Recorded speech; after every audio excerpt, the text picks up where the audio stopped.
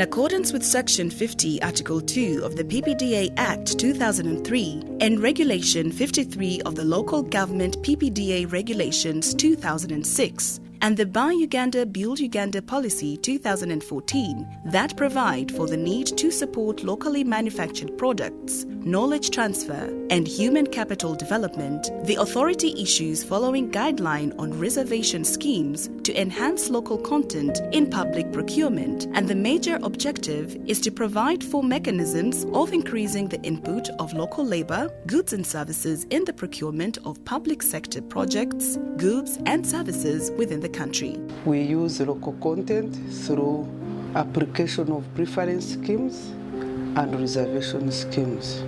When we are advertising for road works, especially those that are funded by government of Uganda, we put it clearly that this is reserved for local contractors, and this has helped most of our local contractors to get contracts with KCCA. And we've also used them under our framework contracts. We have reserved by threshold. Threshold meaning that some contracts must be only competed for by local providers of some value, which is very good, and we have statistics. People are getting a lot of contracts in UNRWA, they are getting a lot of contracts in KCCA, and other government entities. And here I'm talking about foreign roadworks, 45 billion and below. No foreign contractor competes within that threshold. For other works like buildings, dams, irrigation, the threshold is at 10 billion.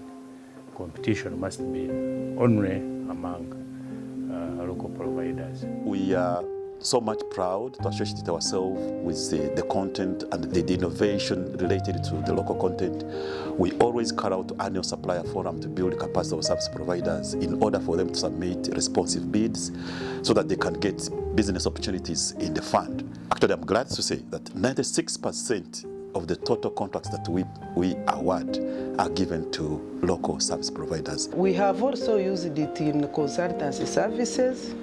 We advertise and we indicate to them that this is reserved for the local consultants. We are working hard to ensure that procurements below 10 billion are awarded strictly to local service providers. If a Chinese company gets a contract worth 100 billion, they must demonstrate, and we monitor that 30 billion, at least 30 billion is given to a local contractor in form of works and supplies. But also, the most important is the attachment of this local contractor to the foreign contractor so that he can gain skills, and then in the future he is able to do these complex works that are done by the foreign contractors.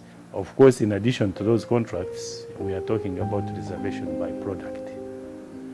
We have products which are exclusively reserved for our local manufacturers.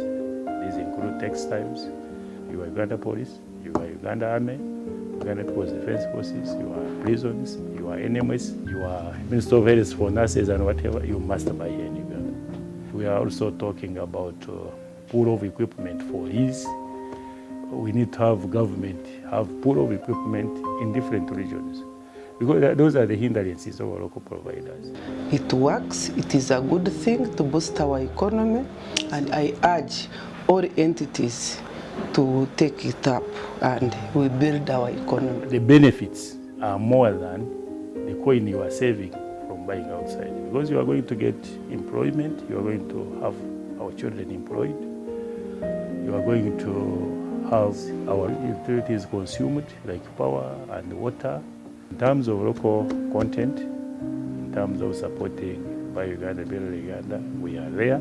This has provided for mechanisms of increasing the input of local labor, goods and services in the procurement of public sector works, goods and services within the country.